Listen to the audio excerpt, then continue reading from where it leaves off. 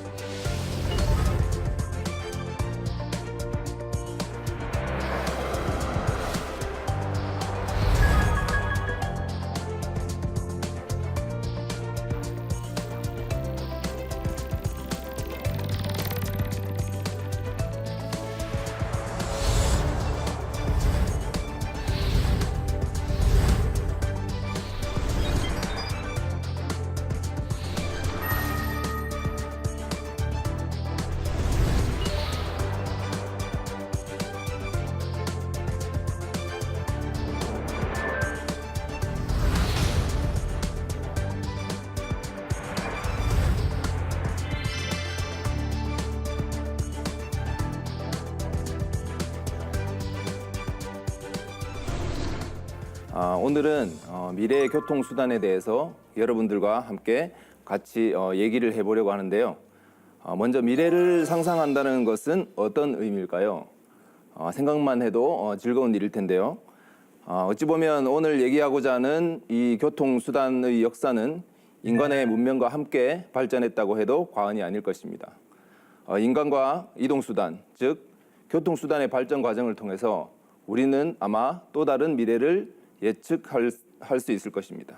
자, 우리 미래를 생각할 때 보통 사람들이 가장 먼저 떠올리는 것이 있다면 무엇일까요?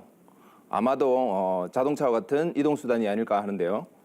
우리가 어릴 때 미술 시간에 한 번쯤은 상상 그리기를 그려보았을 것입니다. 주로 저희들이 그렸던 것들은 하늘을 나는 자동차, 스스로 가는 자동차, 전기나 태양열로 가는 그런 차들을 많이 그려왔을 텐데요. 이동수단은 그런 의미에서 앞으로 우리의 미래를 결정하는 굉장히 중요한 열쇠가 아닐까 생각합니다. 지금 보시는 그림은 이정문 화백의 작품으로 1965년 1월 1일 어느 일간지에 기고한 서기 2000년대의 미래에 대한 상상을 표현한 작품입니다. 보시면 지금으로부터 53년 전이었는데요. 이 화백의 그림 속에서 미래를 예측했던 그 상상들이 현재 대부분 구현되어 있다는 것을 알 수 있습니다. 이 중에서 이제 달나라로 수학여행을 간다고 표현했던 것은 아직은 불가능한 일이지만요. 지금처럼 인터넷이 발전하지도 않았던 시절인데 어떻게 이 화백이 그런 상상을 했을까 되게 이제 궁금해지죠. 실제로 그 내용을 보시면 태양열 주택이라든지 그다음에 마트에 설치된 무빙워크, 전기로 달리는 자동차, 그다음에 영상통화 같은 내용들은 이미 저희들이 사용하고 있는 휴대폰 등으로 이미 예측을 했던 거죠. 그 당시만 해도 국민 소득이 한 100불이 채 안 되는 가난한 나라였는데 사실은 이런 상상 속에서 희망이 자리 잡고 있었던 겁니다. 그럼 어떻게 이런 예측이 가능했을까?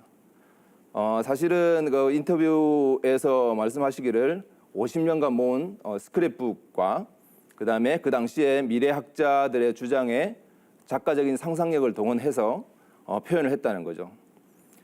지금 하고 싶은 말은 이런 논리적인 근거와 예술가의 직관으로 미래를 예측했던 그림인데요. 우리가 오늘 미래의 교통수단에 대해서 얘기를 하는 것도 과거와 현재의 교통수단의 흐름을 중심으로 예측 가능한 미래를 바라보고 있어서 중요한 자료라고 생각이 되는 겁니다. 그래서 우리는 자동차 또는 미래의 교통수단에 대해서 살펴보기에 앞서서 그러면 어떻게 인간과 교통수단의 문명이 진화를 같이 해왔는가에 대해서 살펴보고자 합니다. 주로 이제 과거를 통해서 인간의 이동에 대한 역사를 살펴보게 되는데요. 지금 보시는 사진은 브로노 츠체의 흙 항아리입니다. 이 항아리는 1976년 고고학 발굴 당시에 폴란드 남쪽에 있는 니치카 강가에 자리 잡은 신석기 시대 정착지에서 발굴된 유물입니다. 자세히 보시면 이 항아리 표면에 동물이 끌 수 있는 지지대를 가지고 있는 바퀴 4개가 달린 수레 그림이 있습니다. 이거는 방사성 탄소 측정법에 의해서 서기 3500년경에 제작된 것으로 추정되고 있고, 이 시기에 이미 바퀴 달린 운송수단이 존재했다는 것을 알리는 중요한 자료입니다. 자, 그러면 이 바퀴라는 게 고대 문명의 발상지인 메소포타미아에서 처음 이제 그 모습을 드러냈다고 이제 알려져 있거든요. 메소포타미아는 티그리스 강과 유프라테스 강을 끼고 있고, 그때 당시에 이 바퀴는 운송수단이기보다는 그릇을 빚는 도자기를 만들기 위해서 쓰였던 물레가 그 근원입니다. 근데 이 도자기를 만들 때 쓰던 물레가 어떻게 이제 바퀴가 된 것인지, 또 그 바퀴는 어떻게 탈 것의 일부로 진화가 된 것인지에 대해서 이제 궁금증이 생기는 거죠. 처음에는 이 바퀴를 단 탈 것의 등장은 짐을 나르는 방식의 변화와 가축 사육의 진화와도 밀접한 연관을 맺고 있다고 알려져 있습니다. 사실은 바퀴가 등장하기 전에는 짐을 주로 운반을 할 때 나무 썰매가 쓰였거든요. 나무 썰매는 나무 토막을 널빤지처럼 엮어서 줄로 이제 묶어서 이제 물건을 나르는 거였는데요. 이거는 이제 기원전 7000년경부터 사용됐다고 알려져 있습니다. 그런데 이제 이 나무 썰매를 이용하는 방식은 물론 이제 사람이 어깨에 짐을 지고 운반을 하는 것보다는 훨씬 더 효과적이고 편해졌기는 하지만, 그 이후에 이제 소와 양 등 이제 동물들을 사육을 하게 되면서 나무 썰매를 끄는데 이제 가축이 사용되게 된 거죠. 그런데 이제 당시에는 이 길이 포장된 길이 없거나 뭐 땅바닥에 이제 맞닿아 있는 썰매를 끌기가 쉽지가 않았고, 또는 이제 비라도 오면은 이제 질퍽거리는 진흙길이나 비탈길에서는 이 짐수레로서의 구실을 제대로 할 수 없었던 겁니다. 그래서 이제 고민 끝에 나무 썰매 밑에 굴림대라는 것을 받쳐서 이제 굴리기 시작했다는 거죠. 이 굴림대를 가장 효과적으로 이용한 고대 왕국은 이집트였습니다. 이집트 문명의 상징이라고 할 수 있는 피라미드는 결국 이제 굴림대를 이용해서 무거운 돌들을 옮겼다는 거죠. 그런데 이제 생각을 해보시면 이 굴림대로 이제 돌을 옮기기 위해서는 제일 마지막에 있는 굴림대는 다시 제일 앞쪽으로 가야지 또 계속 나아가니까 그만큼 뭐 예전보다는 훨씬 더 효과적이었다고 하더라도 여전히 이제 힘든 일이었던 거죠. 그래서 이제 이 기원전 한 5000년경에는 처음으로 이제 원판 형태의 바퀴가 등장을 하게 되는 겁니다. 이 통나무를 잘라서 이제 만든 간단한 형태의 이제 원반 형태의 바퀴는 이제 기원전 5000년부터 사용되었는데요. 이후에 기원전 한 3500년경에는 이제 조금 더 이제 진화를 해가지고 연결대에 이제 구리 못을 박아서 만든 좀 더 탄탄한 형태로 바퀴가 진화를 하게 됩니다. 여기서 이제 수메르족이 나오는데, 이 수메르족의 우르 왕조에서는 이 물건을 운반하기 위해서 두 바퀴 또 이륜수레 외에도 신분이 높은 사람들이 탈 수 있는 사륜 바퀴도 만들었다고 합니다. 그 다음에 이제 이 수레들을 훨씬 더 이제 효과적으로 끌기 위해서 이제 가축을 이용을 하는 거죠. 그러나 여전히 이제 진흙길이나 이제 도로의 상황이 안 좋은 상태에서는 그마저도 이제 어렵다는 것을 느끼게 되는 거죠. 여기서 이제 중요한 것은 수메르인들은 이제 그때 당시는 뭐 물물 교환이나 뭐 짐을 운반하는 거 이상으로 더 중요하게 여겼던 것이 이제 전쟁이죠. 뭔가를 쟁취하기 위해서 이제 전차라는 것이 등장을 했는데, 처음에 이제 이 전차도 이 나무통 바퀴를 활용을 하다가 사실은 나귀가 끌고 이 무거운 바퀴는 실질적으로 전투에서 크게 위력을 발휘를 하지 못했다고 해요. 그래서 이제 점점 이거를 가볍게 만드는 거를 연구를 하기 시작했고, 이제 말이 나귀 대신에 이제 활용이 되는 거죠. 그래서 전반적으로 이 바퀴가 기원전 5000년경부터 이제 나와서 점점 발전을 하게 되는 계기가 되는데요. 결국 이제 기원전 한 100년경에는 그 나무술의 바퀴에 이제 철판을 달아가지고 나무가 이제 마모되는 그런 이제 불합리한 점을 이제 개선을 하는, 그리고 바퀴살은 점점 더 가벼워지고 튼튼해지는. 그래서 결국 이때 당시에 사람들은 기동력을 중요시하게 이제 생각하게 됐고, 그 이후로 이제 바퀴도 더더욱 발전을 하게 되는 겁니다. 자, 이제 바퀴는 사실은 이제 인류 문명의 이제 큰 혁명처럼 여겨지고 있거든요. 그러니까 자동차도 결국은 이 바퀴의 발명으로 인해서 진화된 모습이고, 그래서 이제 바퀴 시대를 지나서 사람들은 이제 계속 지속적으로 새로운 자동차에 대한 이제 개발이 자연스럽게 진행이 되는 겁니다. 여러 가지 우리가 지금 알고 있는 자동차 이외에도 여러 가지 많은 시도들이 있었습니다. 1569년에는 네덜란드인 스테피니 도세 발음을 받아 주행하는 풍력 자동차를 제작을 했고요. 그다음에 1680년대에는 여러분 잘 아시는 아이작 뉴턴이 전기를 활용한 추력 자주차를 계획하기도 했습니다.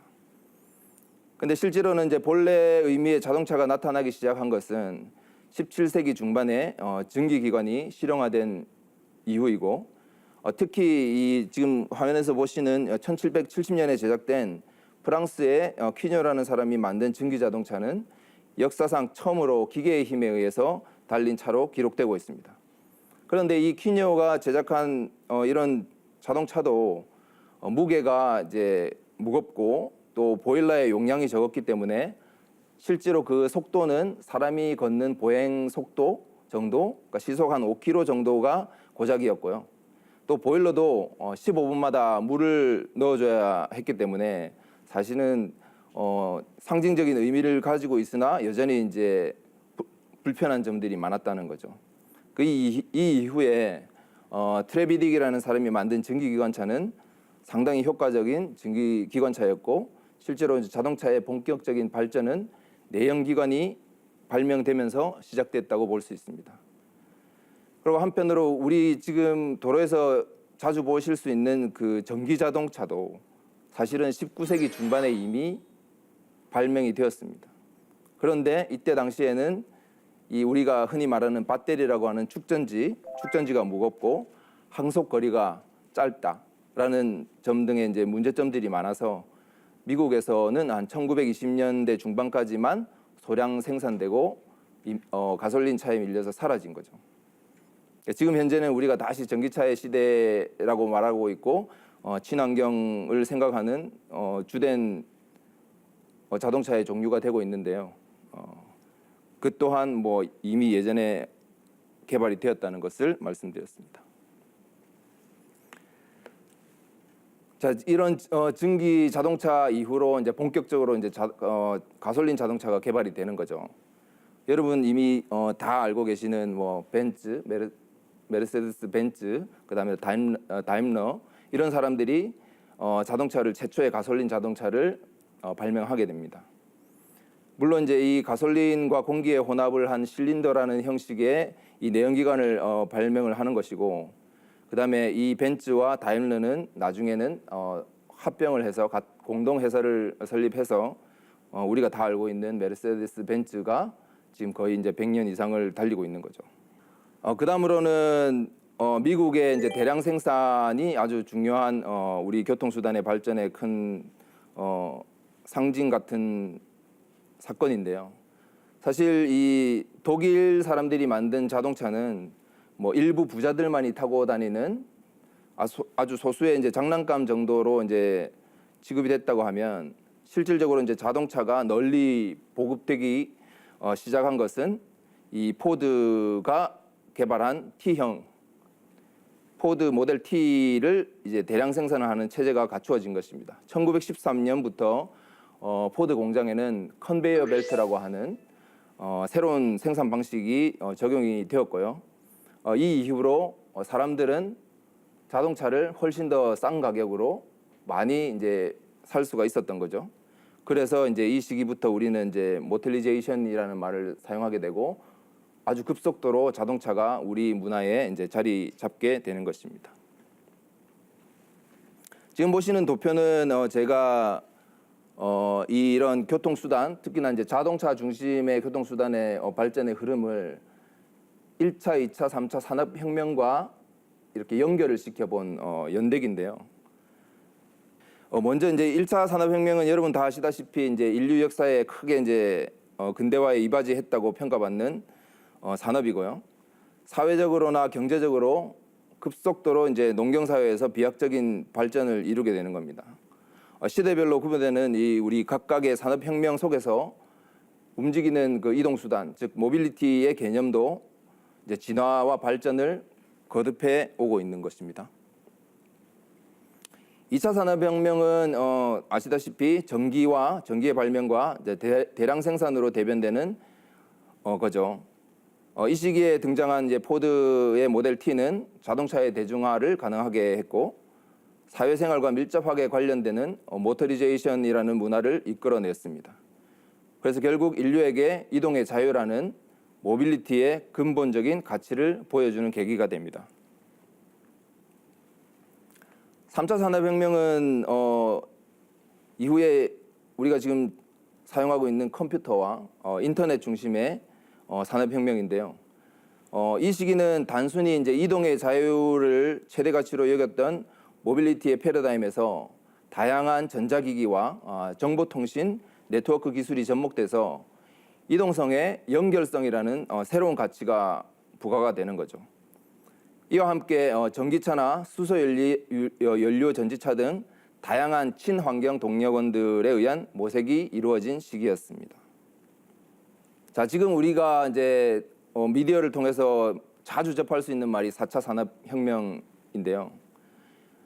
이 4차 산업혁명의 도래를 지금 눈앞에 두고 있는 현재는 전기자동차를 필두로 하는 친환경 동력원 기반의 자율주행 기술이 더해져서 자동차 산업 또는 이동 수단의 이제 최대의 화두로 떠오르고 있죠. 여기에는 ICT, 또 사물 인터넷, 인공지능 등 첨단 기술을 기반으로 다양한 정보와 콘텐츠를 제공하는 모빌리티의 등장이 가시화되고 있습니다. 이와 더불어 카쉐어링이라든지 새로운 모빌리티 서비스가 등장을 해서 이동 수단에 대한 새로운 개념으로 모빌리티의 미래 비전을 제시할 것으로 기대되고 있습니다. 자, 이와 같은 새로운 이동 수단 및 이동의 가치에 대한 개념을 스마트 모빌리티라고 부릅니다. 이 스마트 모빌리티는 스마트한 기술과 융합된 보다 똑똑해진 미래 교통 서비스를 총체적으로 일컫는 말인데요.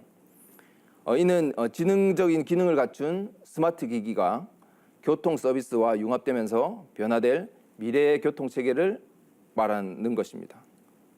즉, 기존의 교통 체계와 스마트 기기의 첨단 기능이 융합되면서 진흥화되고 새로운 영역으로 진화할 수 있는 진정으로 똑똑한 교통 서비스가 구현되는 미래 교통 체계인 거죠. 이 스마트 모빌리티를 구성하는 핵심 요소인 스마트 기기는 차량 또는 통행자와 결합을 하고 교통 정보를 수집하거나 제공받을 수 있는 정보 단말기의 역할을 수행하게 됩니다. 자, 이런 스마트 모빌리티의 개념은 전반적으로 자동차의 기술이 이제 평준화되는 시점에서 IT 기술과 융합해서 또 다른 새로운 서비스를 이제 확대해가는 방향으로 나아가고 있다는 겁니다. 근데 보통 우리가 자동차의 새로운 트렌드나 뭐 미래의 발전 방향을 보기 위해서는 보통 많이 들어보셨을 것 같은데 이 뭐 모터쇼라든지 이런 것들을 주로 관심을 가지고 보고 있는데요. 지금의 시대에서는 각국에 있는 그 중요한 모터쇼들이 점점 그 힘을 좀 잃어가고 있는 상태고 오히려 이제 CES라고 들어보셨을 텐데 이 컨슈머 일렉트로닉스 쇼라고 해서요. 세계 가전 박람회거든요. 매년 이제 1월에 라스베가스에서 열리는 그 CES를 통해서 오히려 저희들은 새로운 그 미래 교통의 기술이나 그 방향에 대해서도 살펴볼 수 있습니다. 이 CES는 사실은 그 자동차 쪽이랑은 별로 관계가 없었던 박람회인데요. 예를 들면 이게 얼마나 중요한 거냐면 1970년대 이제 처음으로 VCR과 레이저 디스크가 이제 선보였고 80년대에는 CD 플레이어와 캠코더, 그리고 90년대에는 DVD와 HD TV 등 우리가 이제 새로운 기술이라고 하는 것들은 항상 거의 CES를 통해서 사람들에게 공개가 되고 또 우리의 문화를 바꾸는 역할을 했거든요.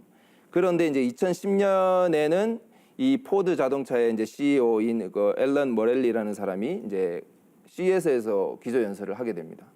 그러니까 본격적으로 자동차가 이런 가전제품 또는 IT의 기술과 결합을 하는 어떤 상징적인 사건이었던 거죠. 이제 여러분들이 잘 알고 계시는 이 테슬라 대표적인 전기자동차 회사인데 테슬라의 모델 S도 이 CES를 통해서 발표가 되었습니다.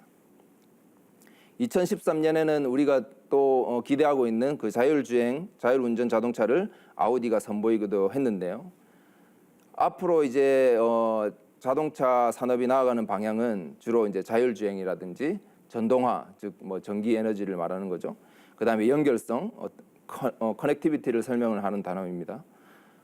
점점 이런 이제 실리콘밸리 하면 이제 IT의 기업들이 모여 있는 대로 잘 알려져 있는데 이런 IT 기업들과 자동차 산업들이 이제 믹싱이 되는 거죠.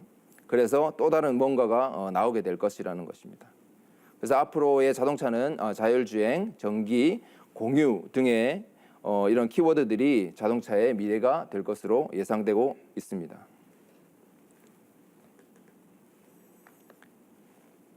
지금 이 장면은 이제 2017년에 CES에서 이제 키노트 스피커로 나왔던 사람들인데요. 이제 이 이벤트에서 항상 제일 처음에 이제 기조연설이라는 것을 하게 되는데 그만큼 그 시기에 중요한 이슈들을 가지고 있는 사람들이 뭔가를 이제 새롭게 선보이는 자리가 되는 것입니다. 그런데 보통은 뭐 삼성전자 또는 뭐 현대자동차, GM, 포드 이런 굵직굵직한 사람들이 나왔는데 2017년에 이 기조연설을 했던 사람은 이 엔비디아라고 들어보셨는지 모르겠는데 이제 컴퓨터의 그래픽 보드를 만드는 회사거든요. 이 그래픽 프로세스의 이 대표가 CES에서 기조연설을 하게 됩니다. 근데 그게 이제 이유가 뭐냐면 이제 말씀드렸다시피 이제 자동차 또는 이제 모빌리티는 인공지능, 전기 뭐 이런 식으로 이제 새로운 개념으로 접근을 하게 되는데요. 이때 이 인공지능을 표현하기 위해서 가장 중요한 게 그래픽 카드라고 하죠. 그래서 얼마나 빨리 많은 정보를 처리할 수 있는가의 이 자율주행 기술의 핵심이기 때문에 엔비디아의 대표가 이제 그들의 새로운 기술을 선보이는 자리를 가졌었고요. 그다음에 이제 오른쪽에 보시는 사람은 이제 닛산 자동차 회사의 이제 수장인 카를로스 고니 또한 닛산의 이제 전기 자동차 리프라는 모델이 있는데 그게 이제 세계 최초의 양산형 순수 전기차거든요. 리프의 차세대 모델에 이제 자율주행 시스템인 프로파일럿을 장착하겠다고 이제 발표를 하는 장면입니다. 우리도 그 한국을 대표하는 이제 자동차 회사가 있잖아요.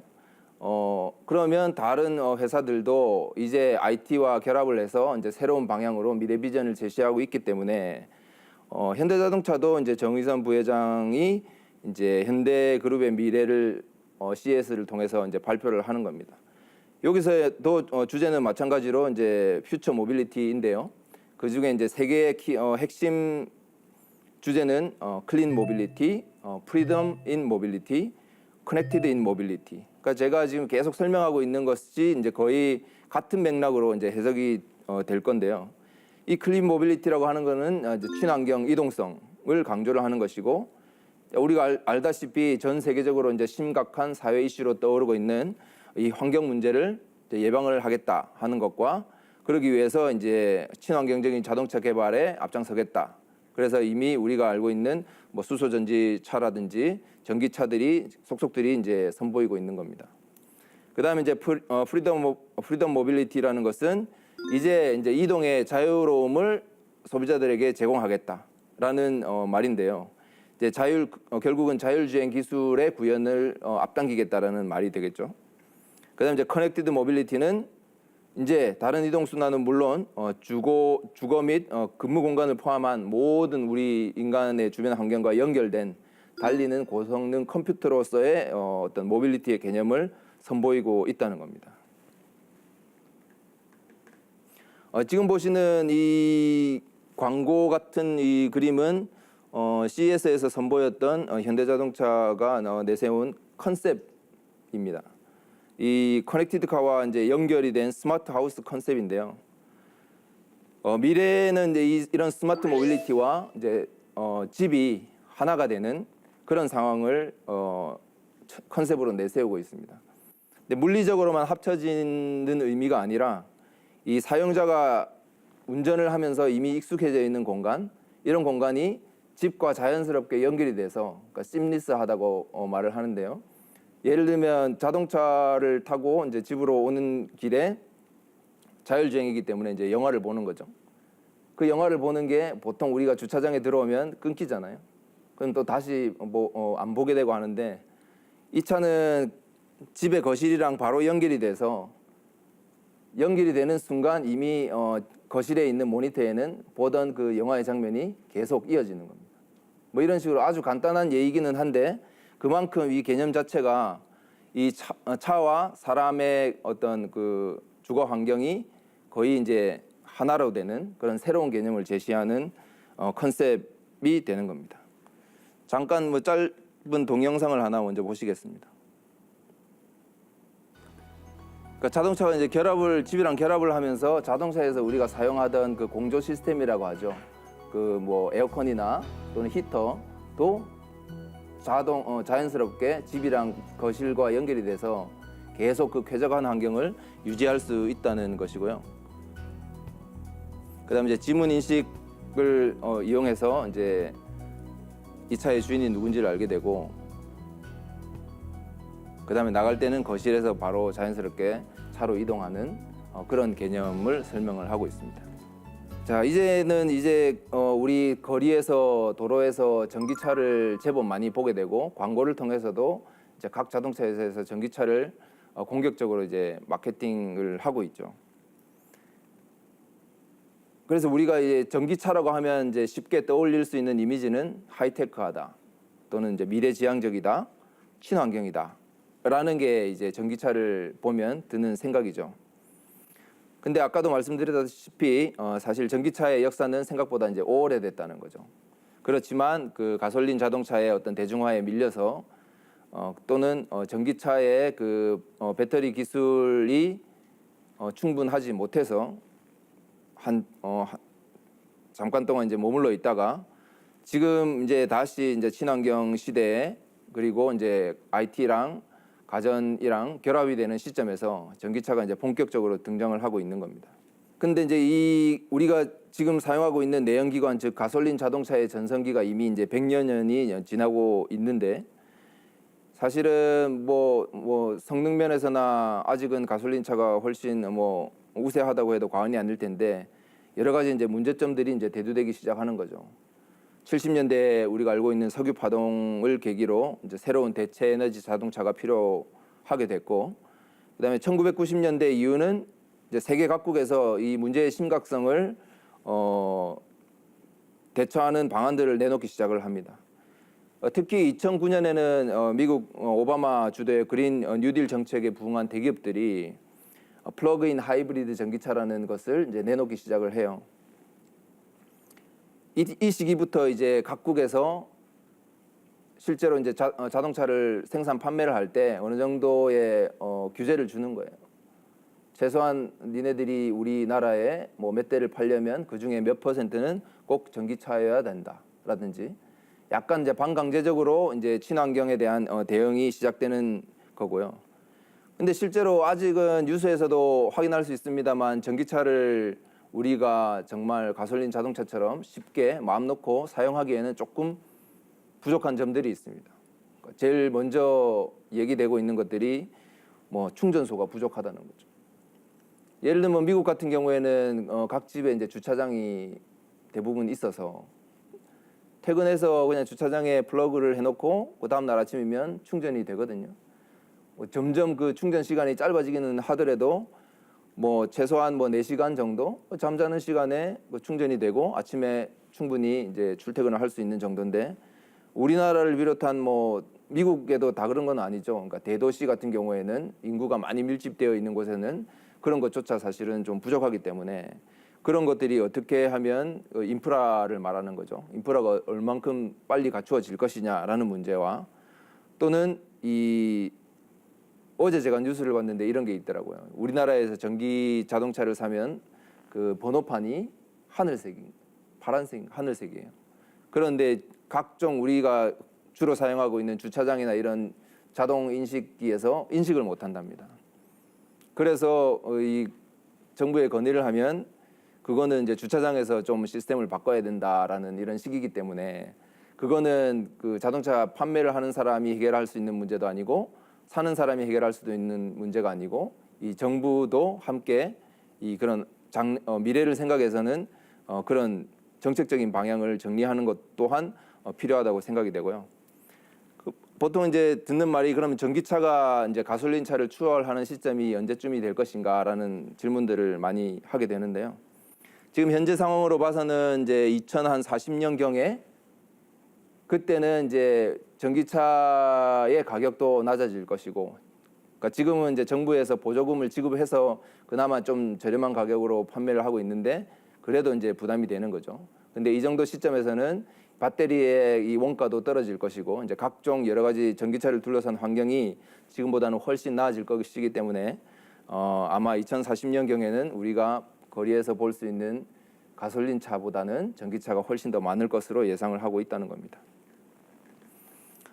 지금 대부분의 자동차 회사들에서는 이제 전기차를 본격적으로 이제 공격적으로 선보이고 있는데요. 지금 이 보시는 이 자동차는 뭐 어떻게 보면 뭐 기존의 자동차랑 특별히 다를 것도 없을 수도 있습니다만 이 자동차, 그러니까 주로 알려진 대기업들 말고도 여러 회사들이 이제 새로운 자동차, 전기차를 선보이기 위해서 이제 세상에 나오고 있다는 거죠. 그러니까 이 자동차 회사는 이제 중국 회사인데요. 이제 패러데이 퓨처라는 중국 회사인데 각 자동차 회사에서 이제 잘한다는 사람들을 모아가지고 이제 돈이 이제 자금이 이제 있으니까 이제 새로운 자동차를 지속적으로 선보이고 있습니다. 그런데 이제 자세히 보시면 이제 전기차라는 것과 우리가 흔히 알고 있는 가솔린 자동차는 사실은 좀 다른 부분이 많습니다. 엔진이 없기 때문에 엔진이 없고 이제 배터리가 있고 전기를 이제 구동을 시키는 뭐 모터가 있기 때문에 앞에 우리가 흔히 보아왔던 이 긴 그 후드라고 하죠. 본넷이라고도 하는데 그것들이 필요가 없는 거죠. 그만큼의 공간을 실내 공간으로도 활용할 수 있고 그래서 이런 특징들을 가지고 있는 전기차들이 계속 나오고 있습니다. 또한 이제 새로운 전기차가 선보이면서 다른 이제 각종 디테일이라고 하는데 이제 다른 장비들도 혁신적으로 이제 바뀌고 있는 모습들이 있습니다. 예를 들면 우리가 지금 흔히 알고 있는 뭐 자동차의 미러도 사실은 에너지 면에 효율 면에서는 좋은 게 아니거든요. 왜냐하면 그만큼 바람의 저항을 많이 받아서 그래서 이제 오른쪽에 화면에 보시면 카메라가 달려 있는 거죠. 이제는 차 실내에 거대한 모니터가 있어서 바깥의 모습을 굳이 미러를 통하지 않고도 스크린을 통해서 확인을 할 수 있기 때문에 그만큼 미러의 사이즈가 작아진다든지 그 다음에 주위를 검색하고 탐지하기 위해서 쓰이는 그 라이다라고 하는 이런 그 장비들도 이제 탑재가 되기 시작합니다. 그 다음에 이제 사람들이 주인이 그 왔을 때 인식을 하는 어라이벌 인터페이스라는 기능 또한 자동차의 문에 손잡이 대신 부착이 되어 있을 거고요. 이런 식으로 이제 우리가 앞으로 만나게 될 전기차에서는 좀 더 새로운 모습들이 많이 보게 될 겁니다. 그다음 이제 기술적으로도 이제 자율주행차가 언제쯤 이제 대세가 될 것인가 나올 것인가라는 질문들을 많이 하는데 지금도 사실은 이제 자율주행차의 기술에 필요한 기술들은 이미 갖추어져 있다고 해도 이제 과언이 아닌데요. 뭐 제일 먼저 테슬라의 자동차를 보면 세미 오토노머스라는 기술이 있는데요.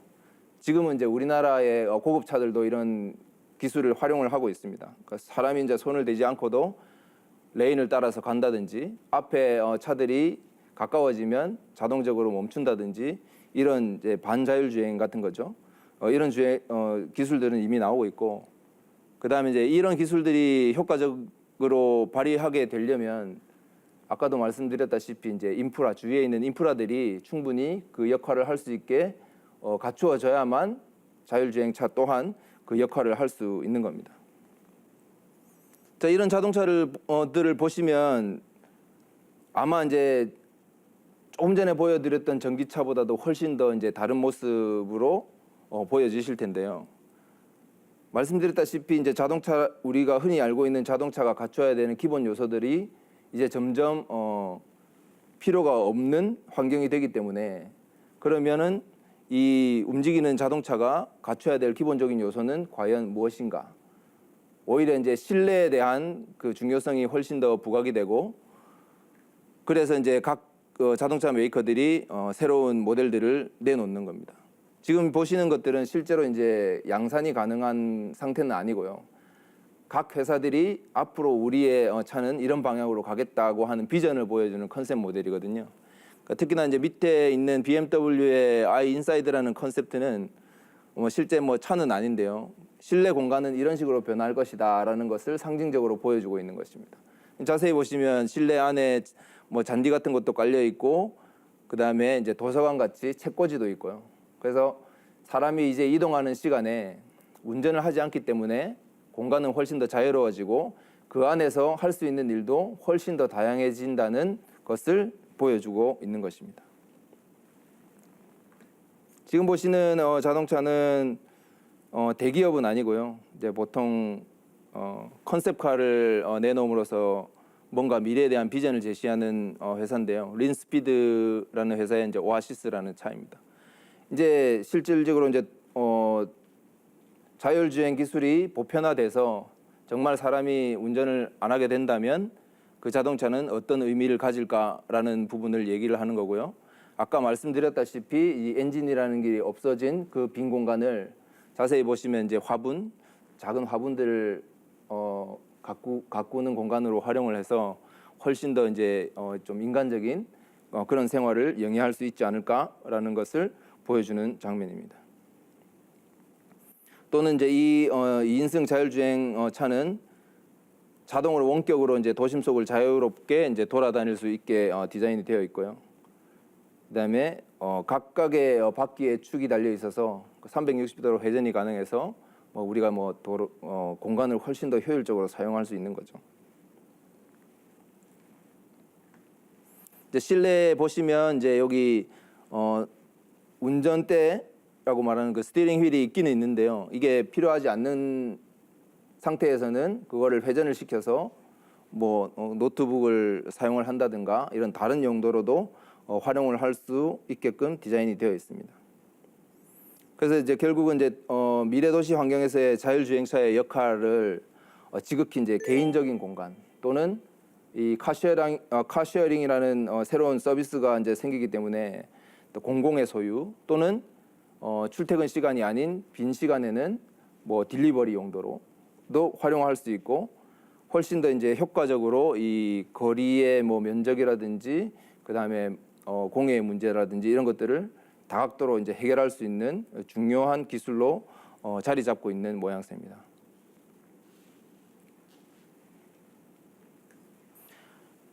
그 다음에 계속해서 이제 말씀드리면은 자동차의 이제 실내가 이제 새로운 이동의 가치를 중요시하게 생각하는 방향으로 발전이 되고 있다는 건데요. 이 왼쪽 아래를 보시면 비즈니스맨들이 이제 서로 이제 마주보고 이동 중에 대화를 한다든가 업무를 본다든가 하는 새로운 이제 모바일 리빙 스페이스로 이제 규정을 하고 있는 것도 있고요. 그다음에 이제 공유라는 개념으로 아주 심플한 모듈 형태의 이제 형태들이 나오기 시작합니다. 근데 각기가 이제 모듈화가 되어 있어서 각기 다른 용도에 맞게 이제 변형이 쉽게 가능하다는 거죠. 어떨 때는 저 공간은 카페가 되기도 하고, 어떨 때는 신발 가게가 되기도 하고, 자율주행 기술이 있기 때문에 그게 가능한 건데요. 결국은 이 우리가 흔히 알고 있던 그냥 기름 먹는, 그 다음에 환경오염의 주범인 이런 이동 수단들이 이제는 사람과 거의 함께 살아가는 중요한 도구로서 이제 새롭게 이제 자리매김할 수 있다는 겁니다. 또한 이제 이 새로운 미래의 이제 자동차는 어떻게 보면 인공지능 로봇 같은 개념. 그러니까 이제 자동차라 부르지 않고 이제 로봇이라고 부를 만한 컨셉들도 나오고 있는데요. 특히나 이 혼다 자동차의 컨셉은 인공지능과 이제 빅데이터 그리고 이제 로봇 기술을 활용해서 인간의 삶의 질을 향상시키는 새로운 가치를 보여주는 겁니다. 특히나 이제 주목할 만한 점은 감성 엔진이라고 하는 거를 탑재해서 인간과 자동차가 상호 교감하는 새로운 모빌리티의 가능성을 구현하겠다는 컨셉입니다. 감성 엔진이라는 거는 이제 각종 그 센서들과 이제 카메라로 운전자의 정보를 수집하고 이 운전자의 뭐 표정이나 이런 것들이 데이터화되어 있기 때문에 그날 이 운전자의 기분이나 어떤 상황에 맞춰서 뭐 자연스럽게 실내 색깔 라이팅을 조절해 준다든지 아니면은 그에 맞는 음악을 틀어준다든지 이런 식으로 이제 운전자와 상호작용하는 거의 뭐 친근한 로봇 같은 형태로 이제 자리 잡는다는 것입니다. 먼저도 말씀드렸다시피 이런 이제 자율주행 새로운 미래 비전이라고 생각되는 자율주행 기술들이 실질적으로 이제 효과를 발휘하기 위해서는 이 자동차가 가지고 있는 기술만으로는 안 된다는 것이고요. 이제 이 즈음에서 이제 스마트 하이웨이라는 새로운 이제 컨셉들이 또 등장을 하게 되는 겁니다. 이거는 이제 인프라 스트럭처 자체가 이제 스마트화 된다는 거고 서로 이제 자율주행차와 이제 상호작용할 수 있는 기반이 마련된다는 건데요. 그림에서 보시면 이제 미래의 고속도로는 이제 온도에 따라서 날씨가 표현되는 스마트 페인트라는 그 페인트가 도로에 이미 발려져 있어가지고 뭐 겨울에 이제 눈이 올 확률이 있다고 하면 도로에 이제 눈 표시가 돼서 운전자들에게 이제 주의를 주는 것이죠. 그다음에 이제 어느 날은 아마 도로를 주행하는 중에 이 충전이 되는, 그러니까 따로 충전을 하기 위해서 이제 시간을 투자하지 않아도 되는 그런 인프라 또한 이제 연구가 되고 있다고 합니다. 자, 이제 우리가 새로 만나게 될 이제 모빌리티 관련된 이제 서비스들이 이제 또 있을 텐데요. 그러니까 ICT라는 말이 이제 정보통신 기술이거든요. 이 ICT를 위주로 한 스마트 기술과 전통적인 교통순환이 이제 융합된 스마트 모빌리티는 스스로 운전하는 구글의 이제 무인 자동차라든지 개인 소유에서 공유 경제 개념으로 이제 변화되면서 속속 등장하는 새로운 교통 서비스들을 말하고 있는데요. 뭐 우버라는 뭐 회사는 많이 들어보셨죠. 이런 이제 카쉐어링 사업들도 이제 스마트 모빌리티와 그에 따른 새로운 서비스가 될 것이고요. 그다음에 뭐 싱가포르나 미국의 대도시인 피츠버그 그리고 이제 펜실베니아 지역에서는 이미 이제 자율주행 택시 서비스가 등장을 했습니다. 이게 본격적으로는 이제 2020년경에 최소한 12개 이상의 서비스 회사들이 자율주행 셔틀을 이제 선보일 것으로 예상을 하고 있다고 하고요.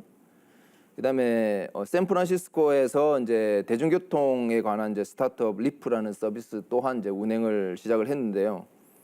이거는 이제 출퇴근하는 버스, 사실은 우리 출퇴근 시간이 뭐 한 30분에서 1시간 정도 보통 이제 소요되는 걸로 알고 있는데 그 시간도 그냥 뭐 아침에 잠이 부족해서 뭐 조는 분들이 대부분일 텐데 그 시간도 이제 소중하게 생각을 할 수 있다는 거거든요. 그러니까 자기가 직접 운전을 하지 않아도 되고 또 훨씬 더 이제 좋은 서비스를 받을 수 있는 버스가 등장을 한 거고요. 그다음에 이제 같은 방향으로 가는 사람들이 미리 스마트폰으로 이제 예약을 하면 원하는 지점에 버스가 도착하고 그 안에서 뭐 커피를 마신다든지 뭐 얘기를 한다든지 하는 식으로 그 이동 중에 그 짧은 시간을 훨씬 더 효과적으로 활용할 수 있는 서비스들이 이제 등장을 한 겁니다. 근데 사실은 이 샌프란시스코의 이제 스타트업 회사는 지금 이제 사실은 파산을 했다고 들었어요. 그 이유는 이제 기존에 있는 뭐 노선 버스들과의 어떤 뭐 항의라든지 이런 것들이 아직 뭐 정책적으로나 그다음에 이 시민들의 이제 마음속에서 완전히 자리 잡고 있지 않기 때문에 아직은 이리저리 이제 뭐 문제들을 가지고는 있습니다. 그러나 결국은 나아가야 될 방향은 우리 사람 인간이기 때문에 좀 더 나은 서비스, 좀 더 나를 더 소중하게 생각하는 시간들에 대한 가치를 생각을 하면 앞으로 이제 더 이제 이런 서비스들이 많이 나올 것으로 예상이 되는 거죠. 그다음에 모듈화라는 개념도 지금 많이 등장을 하고 있는데요. 아까 말씀드렸다시피 지금 현재 우리가 알고 있는 각기 자동차 회사들이 서로 다른 모습, 뭐 브랜드 아이덴티티라는 말도 쓰고 해서 좀 더 이제 자기 상품을 많이 팔기 위해서 다양한 노력들을 하고 있는데요. 이제는 그런 의미보다는 이제 공유라는 차원에서 오히려 서비스 회사가 더 커지게 되고 자동차 회사들은 어떻게 보면 그 서비스 회사를 위한 많이 활용될 수 있는 아주 심플한 모빌리티를 만들 것으로도 예상이 되고 있는 부분이 있죠. 그다음에 이제 이 모듈화로 이제 대변되는 새로운 자동차의 어떤 뭐 형태라고 하나 이런 것들은 뭐 경우에 따라서 2인승이 되기도 하고 4인승이 되기도 하고 6명의 가족들이 같이 탈 수 있는 구조로도 바뀔 수 있고 이런 개념들 또한 많이 지금 연구가 되고 있는 상태입니다. 그다음에 이제 서비스적인 입장에서 이런 모듈화된 어떤 새로운 운송 수단이 또 각기 다른 모습의 서비스로 이제 사람들에게 편리함을 제공하고 있고 또 각기 다른 사람들의 욕구를 만족시키는 여러 가지 서비스들을 고려할 수 있는 그런 시대가 오는 것이죠. 뭐 포커스라는 타이틀을 가지고 있는 이 서비스는 이제 어떻게 보면 업무의 연장선, 사실은 우리가 싫어하는 부분일 텐데 이동하는 중에도 출퇴근하는 중에도 내가 오늘 회의에서 필요한 부분을 미리 다운받아서 뭐 검토를 한다든지 아니면 팩스를 보낸다든지 뭐 팩스는 뭐 옛날 거가 되겠지만요. 뭐 이런 식으로 훨씬 더 효율적으로 시간을 쓸 수 있는 새로운 서비스들이 등장을 할 수 있을 것이고 또는 이제 이거는 이제 소셜이라는 타이틀로 이제 각종 동호회, 그러니까 개인의 이제 여가 시간이 이제 점점 더 많아지는 시대이기 때문에 좋아하는 사람들끼리 또 같은 취미를 가진 사람들끼리 만나게 해주는 그런 모빌리티 서비스 또한 이제 등장을 하게 될 것이라는 거죠. 또 이외에도 나는 정말 이동 중에 잠깐 시간이지만 휴식을 원한다. 그러면 이제 힐링이라는 타이틀을 가진 모빌리티 서비스가 등장을 해서 뭐 사우나나 욕조까지는 아니더라도 아주 편안하게 잠시 머무를 수 있는 뭐 그런 서비스 또한 등장을 하게 될 것 같습니다. 그래서 어떻게 보면은 뭐 이런 이제 시대가 이제 변함에 따라서 사실은 훨씬 더 무궁무진한 새로운 서비스들이 아마 생겨날 것으로 예상이 됩니다. 또한 이제 아마 보셨을 텐데 이게 뭐 피자를 배달하는 뭐 무인 택배 로봇이라든지 아마존 같은 경우는 이미 뭐 드론까지 활용해서 새로운 택배 서비스를 제안을 하고 있고요. 그래서 아마 우리가 앞으로 볼 도로에서는 그냥 천천히 어디론가 가는 뭐 다양한 택배의 형태의 이제 교통수단 또한 등장할 것으로 예상이 되고 있습니다. 네, 그래서 이제 1부에서는 전반적으로 우리 인간과 자동차 또는 이제 교통수단의 어떤 역사적인 발자취를 함께 이제 살펴보았는데요. 아마 2부에서는 앞으로 나올 또 다른 미래에 대한 모습, 예측 가능한 모습들을 고민해 보도록 하겠습니다. 혹시 질문 있으시면 해주세요. 네, 교수님 강의 잘 들었습니다. 미래의 자동차인 자율주행차가 아직 개발 중인 것으로 알고 있는데요. 지금까지 어느 정도 개발이 되어 있는지 제작에 있어서 가장 어려운 부분은 어떤 것이 있는지 궁금합니다. 네, 사실 자율주행차 개발에 필요한 어떤 그 원천 기술, 요소 기술들은 사실은 이미 다 갖추어져 있다고 해도 뭐 될 것 같은데요. 그러니까 아까도 말씀드렸다시피 이제 자율주행차가 우리 대중들한테 얼마나 빨리 다가오느냐 이런 것들은 그 차의 개발 그 자체뿐만 아니라 그 차가 움직일 수 있는 충분한 어떤 인프라 또는 이 정책에 대한 여러 가지 준비들이 지금 사실은 진행되고 있다고 알고 있거든요. 근데 그것들이 이제 어느 정도 갖추어져 있을 때 우리가 실질적으로 정말 편리한 그 자율주행의 기술을 우리 일상 속에서 만날 수 있을 것으로 생각합니다. 교수님 강의 잘 들었습니다. 이 미래의 교통수단은 지금과는 아주 다른 모습으로 바뀔 것 같은데요. 이 지금과 비교해서 뭐 가장 크게 달라지는 것은 무엇인지 좀 말씀해 주셨으면 합니다. 네, 사람이나 뭐 혹은 사물이 이동을 하는 그 수단으로서의 어떤 자율주행차는 뭐 크게 그 본질은 다르지는 않을 거예요. 그런데 이제 기술이 이제 발달을 하는 것과 동시에 이 차량 쓰임새에 대한 어떤 뭐 형태라든지 이런 것들은 이제 바뀌게 되겠죠. 강의에도 말씀드렸다시피 이제 구조나 이런 기기 장치 부분들이 그 개념 자체가 달라지기 때문에 그걸로 인해서 자연스럽게 바뀌는 어떤 진화의 모습을 보게 되실 수 있을 것이고요. 특히나 이제 중요하게 여겨지는 것은 운전을 하지 않는다는 것. 그렇기 때문에 이 그만큼의 더 이제 운전자를 비롯한 어떤 승객들이 받게 되는 더 훨씬 더 많아진 공간을 어떻게 할 것인가에 대한 고민들, 그거에 따라서 이 우리가 알고 있는 차량의 실내 모습은 지금과는 훨씬 많이 달라진 모습으로 아마 여러분들에게 다가올 것 같습니다. 미래의 교통수단에 대한 얘기를 하기 위해서 우리가 과거로부터 한번 여행을 해봤고요. 그다음에 이제 현재 우리가 이제 느낄 수 있는 여러 가지 상황들, 그다음에 이제 그거를 바탕으로 또 다른 미래에 대한 생각을 해보는 시간이 또 필요할 것 같습니다. 네, 이상으로 마치겠습니다. 감사합니다.